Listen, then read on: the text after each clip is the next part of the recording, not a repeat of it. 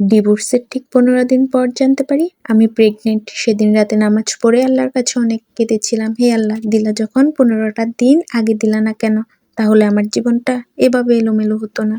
আমার স্বামীর সাথে আমার বিয়েটা আমার শাশুড়ির অমত হয়েছিল। তিনি চেয়েছিলেন তার বোনের মেয়েকে বাড়ির বউ করতে, কিন্তু আমার স্বামীর সাথে আমার সম্পর্ক থাকায় সেই ইচ্ছেটা আমার শাশুড়ির পূর্ণ হলো না। কিন্তু আমি যে মা হতে পারছি না, এইটা দেখে তিনি যেন আকাশের চাঁদ হাতে পেলেন। তিনি সবসময় বলতে লাগলেন তিনি তার ছেলের সাথে তার বোনের মেয়েকেই বিয়ে দিবেন। আমার সাথে যেন আমার স্বামীর সম্পর্কটা শেষ করে দিই, আমি তার ছেলেকে যেন আমি মুক্তি ডিভোর্স দিয়ে দিই। এই নিয়ে তিনি প্রতিনিয়ত আমাকে কথা শোনাতেন। এই নিয়ে প্রতিনিয়ত ঝামেলা হতো সংসারে। হঠাৎই আমার শাশুড়ি খাওয়া দাওয়া বন্ধ করে দিলেন এবং একটাই কথা জানালেন, একটা শর্তেই তিনি খাবার খাবেন বলেছিলেন, যদি আমার স্বামী আমাকে ডিভোর্স দিয়ে দেয় তবেই তিনি খাবার খাবেন, নয়তো না। আমার স্বামীও উপায়ন্তর না পেয়ে বলেছিলেন তার মাকে খাওয়ানোর জন্য আমাকে ডিভোর্স দিয়ে দিবেন। কিন্তু তা না, আমার শাশুড়ি যতক্ষণ না পর্যন্ত আমাকে ডিভোর্স দিবেন না ততক্ষণ পর্যন্ত কিছুই খাবেন না বলে জানান। দিন দিন তিনি অসুস্থ হতে থাকেন, তাই আমার স্বামী আমাকে ডিভোর্স দিয়ে দেন। ডিভোর্সের ৫ দিন পর আমার শাশুড়ি তার বোনের মেয়ের সাথে আমার স্বামীর বিয়ে দিয়ে দেন। বিয়েটা যেন অনেক আগে থেকে ঠিক করা ছিল, শুধু আমার ডিভোর্সের কারণে বিয়েটা হচ্ছিল না। আমার ডিভোর্স হওয়ার সাথে সাথে তাদের ইচ্ছাটা পূরণ হলো। আমার স্বামী তার খালাতো বোনকে বিয়ে করে নিলেন। যেদিন আমি জানতে পারি আমার স্বামী তার খালাতো বোনকে বিয়ে করেছেন, সেদিন রাত্রে আমি অনেক কান্না করেছি। আল্লাহর কাছে বারবার জানতে চেয়েছি আমার অপরাধটা কোথায় ছিল।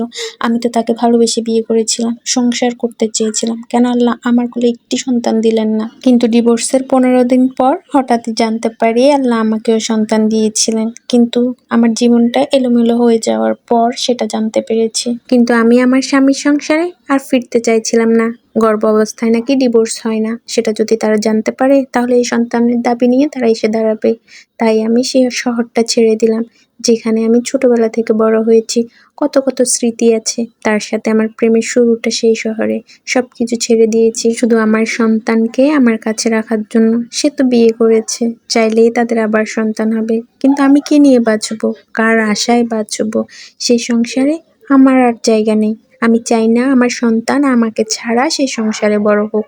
আমার বাবা এই শহরটি ছাড়তে চাননি, কিন্তু আমার কারণে তিনি শহরটা ছেড়েছেন। আমি আবার নতুন করে পড়ালেখা শুরু করেছি। দেখতে দেখতে অন্য শহরে আমার জীবনের ১০টি বছর কেটে গেছে। তারপর চাকরির সূত্রে আবার আমাকে তার শহরে ফেরত আসতে হলো। আমি আর বিয়ে করিনি, বাবা মা এবং মেয়েকে নিয়ে ছোট্ট একটা সংসার করছি, যেখানে ভালোবাসার কোনো কমতি ছিল না। এই শহরে ফেরত আসার আমার বিন্দু পরিমাণ ইচ্ছে ছিল না, কিন্তু না এসে কোনো উপায় ছিল না। এই শহরে ফিরে আসার পর থেকে প্রতিনিয়ত আমার ইচ্ছে করতো শ্বশুরবাড়ির খবর নিতে, আমার প্রিয় মানুষটির খবর নিতে, সে কেমন আছে। আমাকে কষ্ট দিয়ে আমার শাশুড়ি বা কেমন আছে। আমার শাশুড়ি আমাকে কষ্ট দিল, আমি চাইনি তিনি কষ্টে থাকুক বা সে সুখে না থাকুক, সেটা আমি কোনোদিন চাইনি। কিন্তু আমি যেটা জানতে পারি সেটার জন্য আমি মোটেও প্রস্তুত ছিলাম না। বিয়ের বছর ঘুরতেই নাকি একটা বড় অ্যাক্সিডেন্টে আমার স্বামীর একটি পা চলে যায়। আমার শাশুড়ি সেই আদরের বোনের মেয়ে তার প্রেমিকের সাথে পালিয়ে যায় সেই ঘটনার পরে।